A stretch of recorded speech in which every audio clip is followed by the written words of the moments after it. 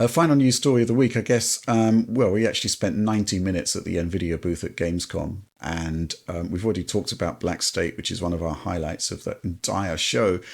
Lots of other stuff happening in there, though, and there's actually been a huge amount of Nvidia announcements, which kind of encompass stuff that wasn't in the show. I guess the big announcement, which has got Alex extremely excited about the idea of finishing this year at Digital Foundry on a high, is the notion that Indiana Jones and the Great Circle is actually going to receive a full RT implementation, a technology partnership with Nvidia, which should be amazing, right? Yeah, especially considering the fact that they have demoed the game so far with zero evidence of ray tracing. Mm-hmm. Like we looked at the original trailer there, and yeah, none of that. And I always, I think the art is already really high quality. Yeah. But the lighting and a variety of other aspects were maybe letting down aspects of it. But here, wow, that could really transform the game like immensely in a lot of scenes, depending upon like what the game is doing under the hood for the normal lighting. And also, I think just going back to Chronicles of Riddick again, because this game seems to be channeling a lot of that. That game was also a technological powerhouse when it came out, and it really made, if you put on the shader model 2.0++ mode, really ran really poorly but looked great. And I would like to see that from the studio again. And just, my goodness, yeah, it seems like Indiana Jones is almost perfect for that kind of tech. And I'm very excited for it. And I did not expect it. I also didn't expect it because it's an id Tech game. And Right. id Tech, that means we'd have full RT integrated somewhere within id Tech, presumably shareable across studios.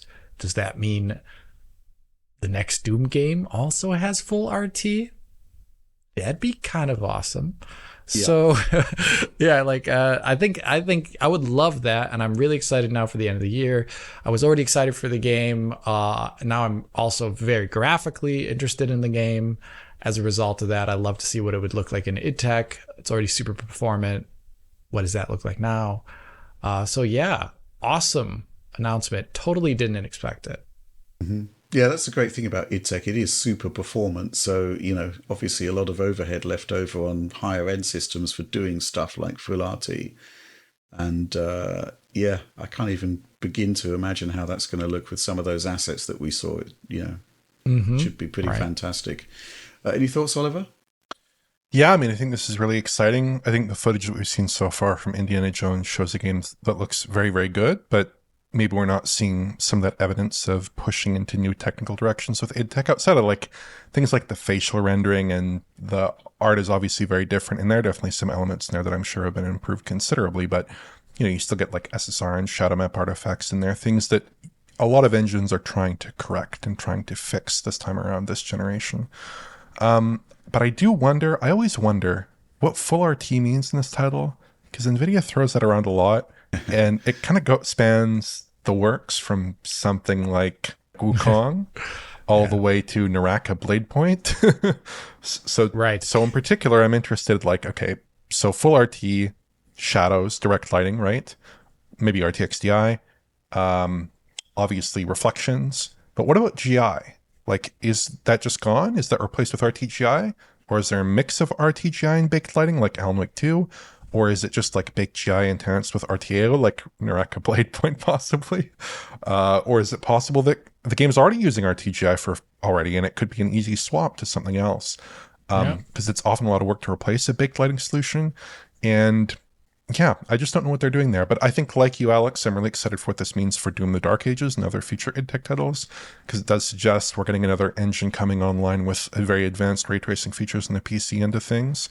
And that can only mean good things for the high-end PC experience. Sticking on the subject of full RT, there was a new HalfLife 2 RTX trailer put out. I also got to see a demo of it at Gamescom. And what can you say? The content I saw was from Nova Prospect.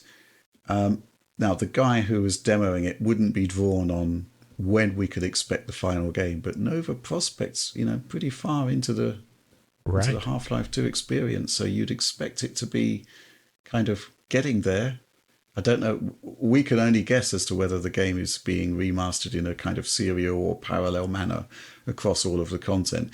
It was pointed out to me that, there will be commonality in textures between levels. So it may make sense to target certain levels first, Right. because it would, basically mean that more of the prior levels are already done, so to speak. But that was just looking fantastic. Obviously, full path trace lighting via RTX Remix is just totally game changing, absolutely phenomenal. All of the assets are being remade. Geometry and textures. Geometry, they were talking about, in some cases, they were talking about the head crab specifically, a 30x geometric increase in quality and density of it. Just looks amazing. The other thing which is quite interesting is that they're going in there and they're actually using Nvidia physics to actually improve the game over the original. So in Nova Prospect, for example, you can like shoot the light fittings and they bob about. Oh yeah. There were particle effects from vapor effects from firing the pistol, the Magnum. So that was quite interesting as well. So they seem to be really pushing the boat out on that. No release date given. I suspect it'll be next year. I was hoping beyond hope that because it's the 20th anniversary of Half-Life 2 this year on November the 16th, that it would be coming then, but doesn't look like it, unfortunately. Did you take a look at that trailer, Alex? Yes, of course. Yeah, I was. Well, I'll just say I just want a game to come out when it's good. So that's what all I care about at these days. And also from my perspective as a reviewer, if there's less games releasing November, I'm also okay with that. Good point. But yeah, I thought the trailer's great. I love reading some of the comments online where people were saying like it flashed to the OG after showing Half-Life 2 RTX, and people are thinking like, oh, that's what the original game looks like. So that means people's memories and kind of nostalgia was making them see the game in a certain light. And they thought that's what it looked like. They thought it looked like the RTX version. And I think that's a good thing because that means they're keeping well within the art style, color temperature values, and all those good things that you want to see in a remake of a game where it doesn't stray, 50% from all those things. One thing I liked seeing here is that we hadn't seen before was first person movement, combat, weapon assets, etc., which all looked just kind of like the original stuff, except a way higher poly, physically based materials, and also interesting lighting effects. Like I really enjoy the reloading mechanism of the pulse rifle. Like in the original, they have emissive lighting textures there on the little doodads that cycle in and out. And here they're just like lighting up the gun. And I really like that. I actually would love to see Freeform, what this looks like, which you kind of got a sense of, Rich, while you were there. And I didn't get because I was here. But yeah, I'm excited for this one. I'm very curious to see what they do with chapters like the water hazard, as well as what is the name of the highway area? I always forget this. Highway 17. Highway 17. Yeah. I'm very curious because those are open environments, and we've seen a lot of RTX Remix in closed environments. But open environments, there's things like vegetation. There's just large expanses of super simple terrain geometry in the original game. What does RTX Remix and their asset changing effort look like in those environments? Very curious to see that. Okay. Final thing about Nvidia was that I got to see the GSync pulsar technology. Now, we've talked about this before. It has moved on. There are actual models coming now from, it looks like AOC, Acer, and Asus. They're all 27-inch, 360 hertz monitors. Easy. They are LCDs, though, which upset John a bit. Because he really wants to see Pulsar on OLED, but I'm not sure it's possible. The concept of Pulsar is essentially that, it's essentially strobing the backlight in order to improve motion clarity. And Nvidia reckons that this technology increases motion clarity by about 4x. Now, if you're at 360 hertz and the motion clarity is 4 times better than that, that's kind of like in excess of 1,000 hertz. At which point, it's generally considered that the motion clarity problem with flat panels has been solved. I saw the demo that they had, and it did look really, really good. It really was an impressive experience.